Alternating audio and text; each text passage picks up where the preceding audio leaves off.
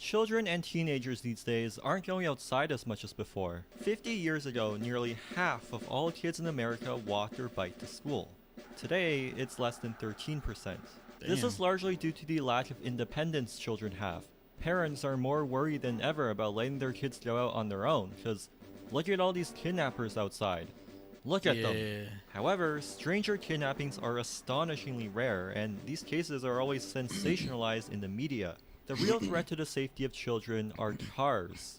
Vehicle collisions are the #1 cause of death. I ain't gonna lie. That's one thing I always say. Number one, I do not I do not like driving during rush hour. That's number one.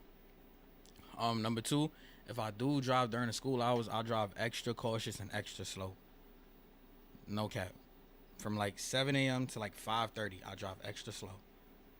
If you are speeding like a maniac, just trying to race your mans or trying to get to somewhere mad fast and it's not an emergency, you just doing dumb shit. Especially if you in school zones or like I'm from New York. You know it's school over here. You drive 4 blocks, another school down there. So it don't even make sense to try to speed.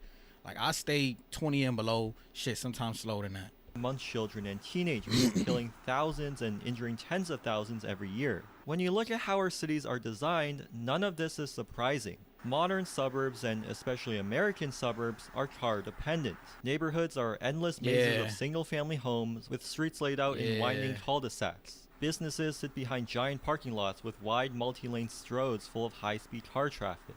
This forces you to cross these big intersections designed for the flow of vehicles rather It's not even just that. Outside of New York, if I'm not mistaken, the average miles per hour on speed is like 35, 40. Some places is 60, but the average around like America, if I'm not mistaken, is around like 35, 40. So like a little kid getting hit is like not that surprising, because niggas do be speeding. the safety of people. This creates a vicious cycle where the dangerous streets make parents drive their kids more, but by I ain't gonna lie, this video fake, like it's missing something, like some good edits, little beats in the background. doing so, they're adding more cars And his to voice the mad problem. calm like a nigga fall asleep. Recently, the channel Oh the Urbanity made a video about Miami, and they caught this footage of a school bus having to stop in an angle and block traffic just so kids can Yeah, they do safely that in get Brooklyn off. a lot now. Because drivers literally would not stop. Yeah, they don't.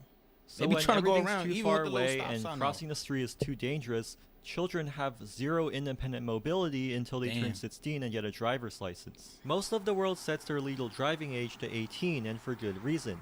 Teenage drivers are 4 times more likely to crash than adults, mainly due to immaturity and inexperience. But in most of North America, teenagers as young as 16 can drive unsupervised, and in some places, it's as young as Unsupervised. 14.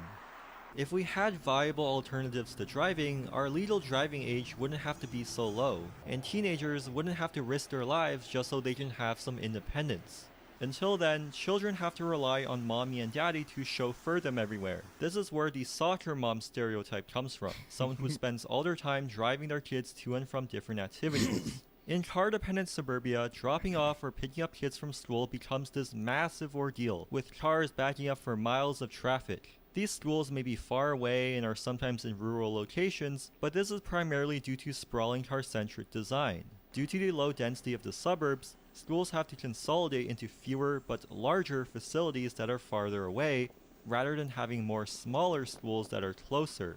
Regardless, schools being in rural places does not justify the lack of Yo, McNeil, if you infrastructure. still watching it, This beautiful video by one thing that I Bicycle hate, Dutch shows how majority the of fact that all I can't children in the regularly just Netherlands watch this on my bike computer. themselves to That on school, the PlayStation, even you if it's cannot miles speed away videos in a up. rural Like, area.